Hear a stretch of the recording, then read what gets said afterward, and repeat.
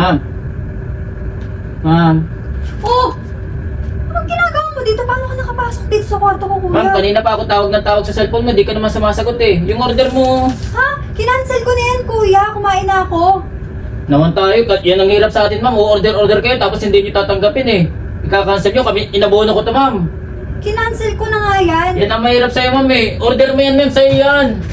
O paano? Wala akong kikitain kung ako magbabayad yan. Ang mahal-mahal niyan, oh. Oo na, sige na. Babayaran ko na. Mahal-mahal niyan eh. Magkano ba yan? 700 lahat yan. Isang araw ko na yan. Tapos, Oh, wala pang tip dyan, ma'am. tip! Pinasok mo na nga ako dito sa kwarto ko. Eh, bukas yung pinto mo. Kasalanan ko ba yun? Oh, Tawag ako ng tawag sa'yo, tapos di ka nasagot. ba yun? Huwag ganun, ma'am. Ay, picture pala, ma'am.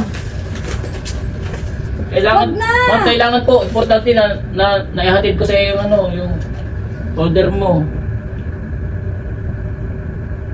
Ganun ka, ma'am. Ay, naku, kuya. Inaabala mo ko. Antok na ako. Order ka, kakancel mo. Huwag ganun, ma'am. Nasusunog ka na pumapasok basta-basta ah. Kami mga rider, nagtatrabaho kami ng patas, tapos kakancel nyo. Itigil mo na yan.